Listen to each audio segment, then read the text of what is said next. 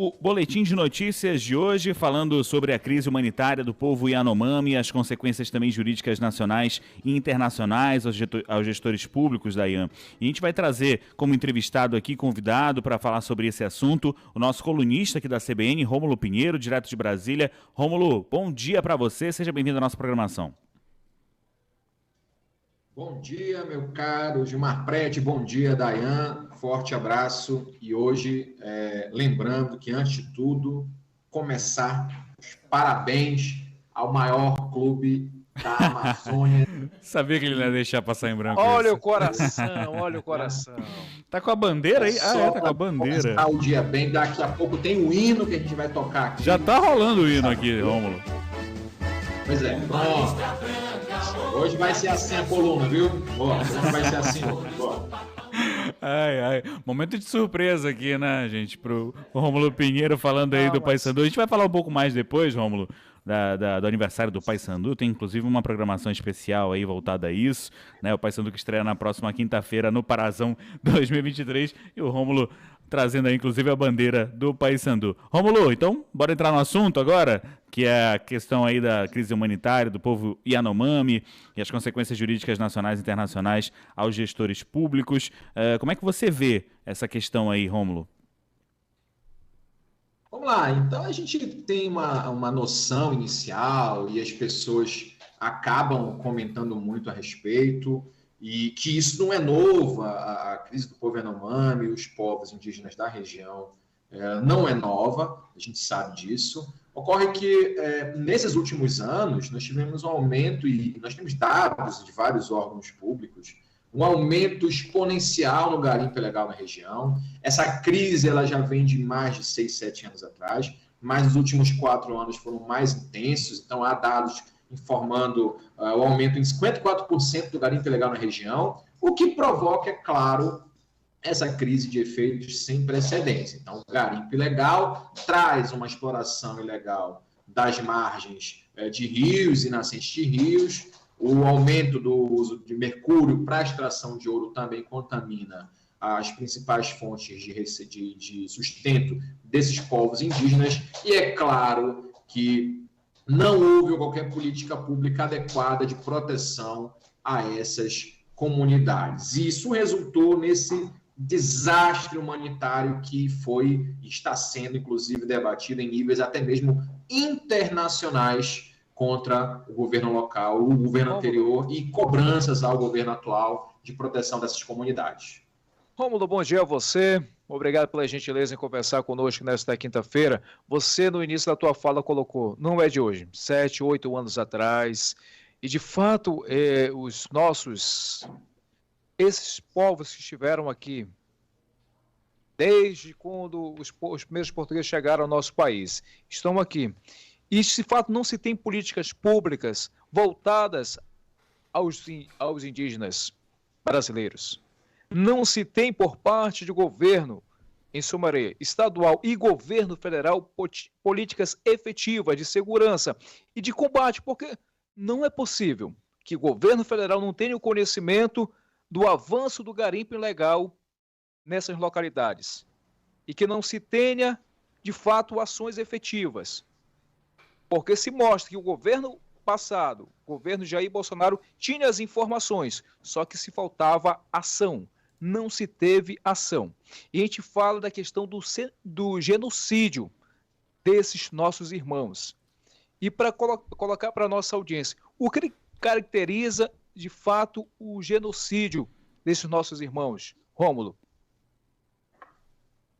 Pois é, Dayan. A questão é muito mais complexa, muito mais ampla, até para poder caracterizar melhor a definição técnico-jurídica de genocídio. Então, você tem aqui no Brasil uma lei específica falando sobre o assunto. Nós temos aí o crime de genocídio definido como um crime hediondo também, e basicamente a questão informa aqui que o genocídio é esse ataque específico a um povo, a uma etnia, uma comunidade, seja por questões étnico-religiosas, etc. Então, você tem que um crime consistente nessa intenção, isso é um crime doloso, de destruir um grupo de pessoas específicas, por critérios que eu acabei de citar. Então, nós temos declarações e políticas públicas voltadas especificamente para o incentivo a essa questão do garimpo. Nós temos também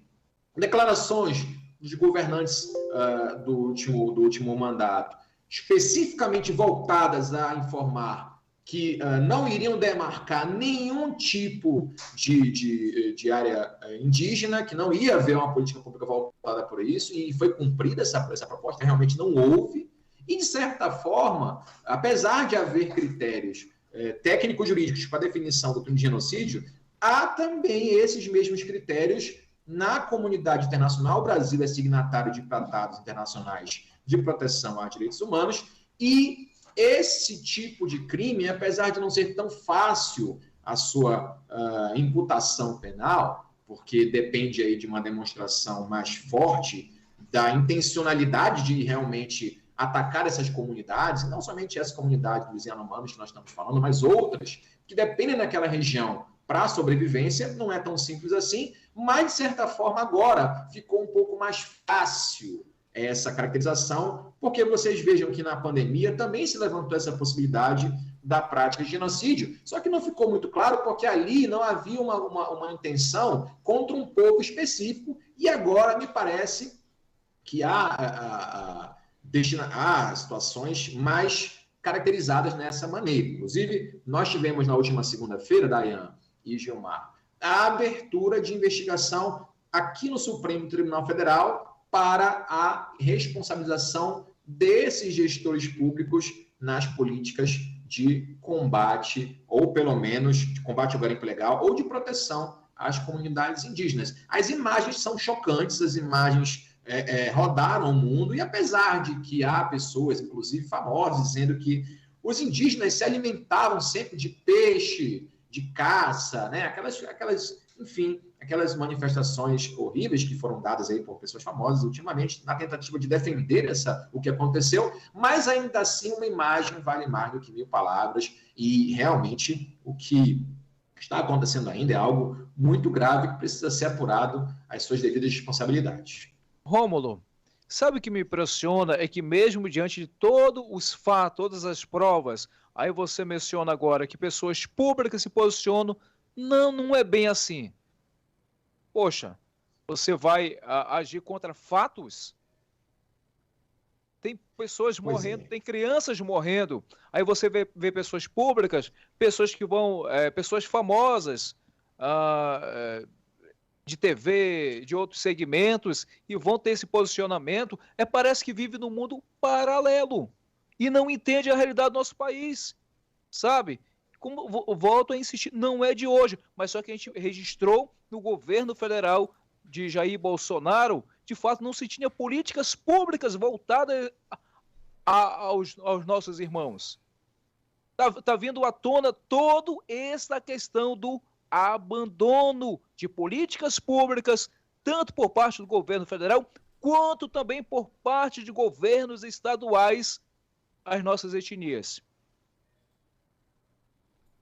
Rômulo? Pois é, Dayane, e veja só. Não, pode continuar, Rômulo, pode continuar.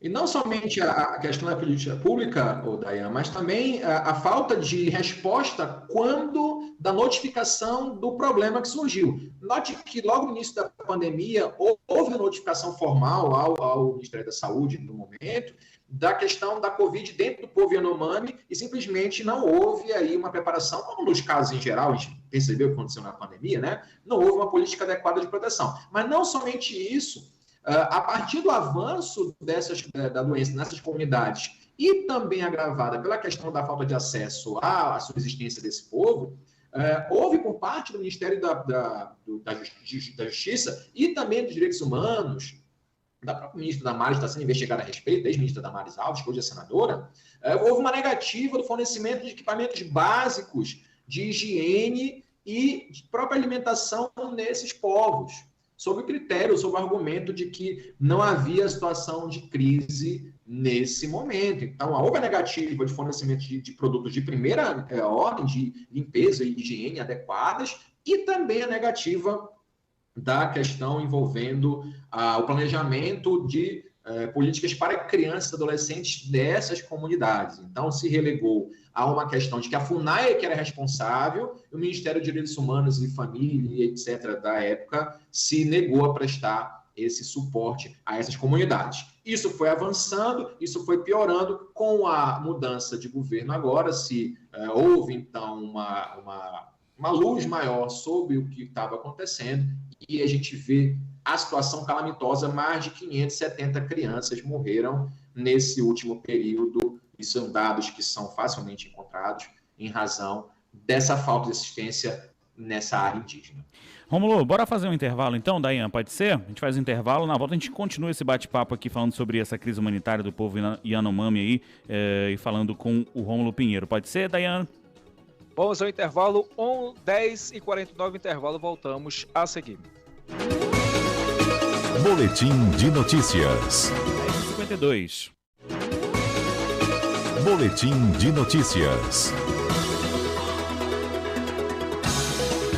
Estamos de volta com mais um bloco do Boletim de Notícias, ainda conversando com o Rômulo Pinheiro, ele que é nosso colunista da CBN, está falando sobre a crise humanitária do povo Yanomami, também as consequências jurídicas nacionais e internacionais aos gestores públicos. Rômulo, a gente estava conversando no bloco anterior sobre isso, e agora essa crise humanitária, como o Dayan falou também, você já disse, dos Yanomami, não aconteceu aí do dia para a noite, né? Estamos falando de meses, anos até.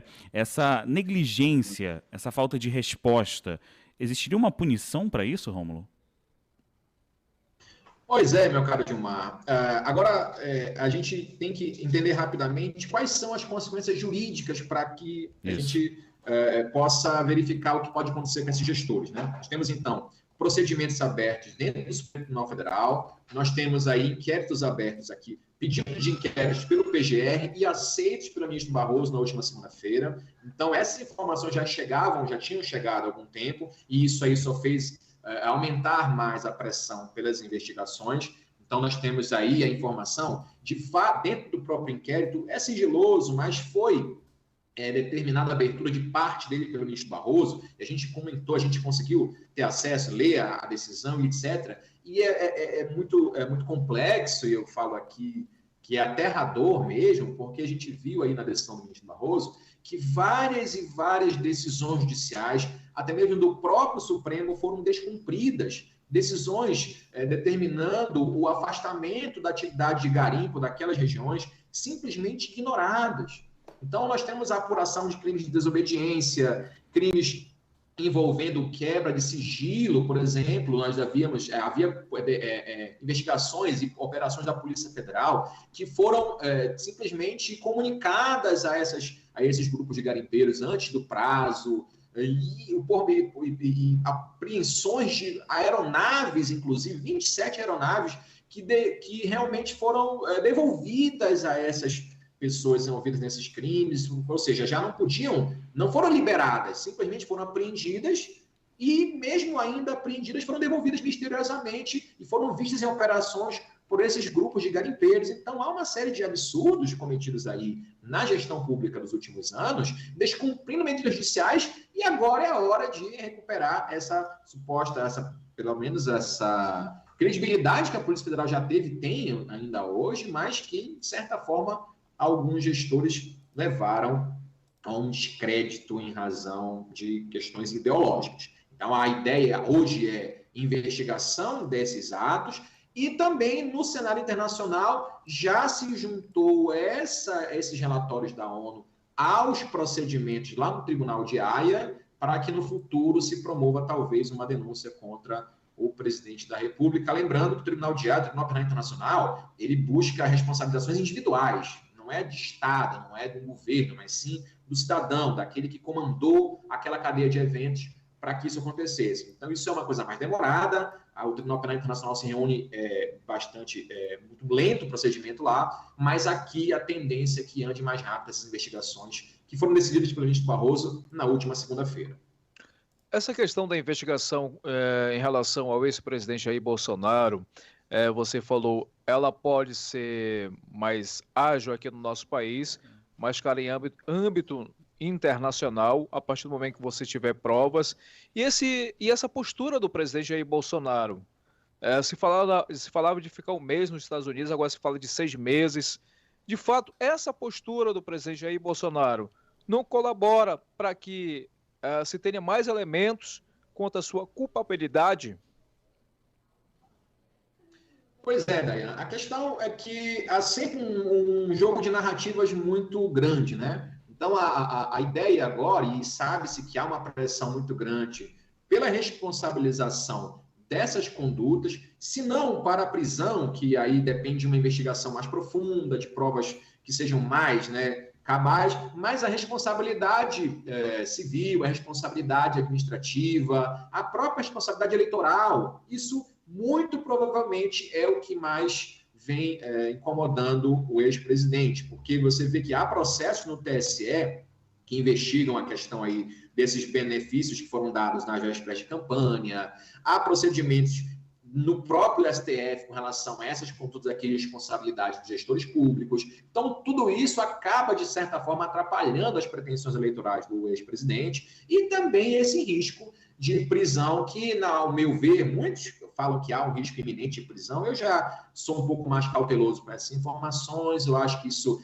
não vem para agora, necessariamente, mas sim, é uma preocupação do ex-presidente, e isso é que vem justificando esse afastamento do país aqui. É claro que na narrativa do grupo político que compõe o ex-presidente, há uma perseguição, de certa forma, alguns ministros do STF têm sido um pouco menos ortodoxos, ou seja, tomado medidas um pouco mais, que eu posso classificar aqui como não usuais no meio do direito, e isso gera, então, essa narrativa da perseguição. É importante que também os ministros do Supremo tenham uma conduta mais voltada para o meio jurídico, técnico-jurídico, um pouco menos partidário, um pouco menos aí voltado a uma suposta contenção de abusos, para não ferir o Estado de Direito. No entanto, essa argumentação, essa narrativa de que há uma perseguição é o que vem alimentando as redes do ex-presidente para justificar o não retorno dele ao nosso país, que cedo ou tarde irá acontecer, e eu aposto aí para os próximos meses uma inelegibilidade do presidente e lá no futuro talvez uma responsabilização criminal.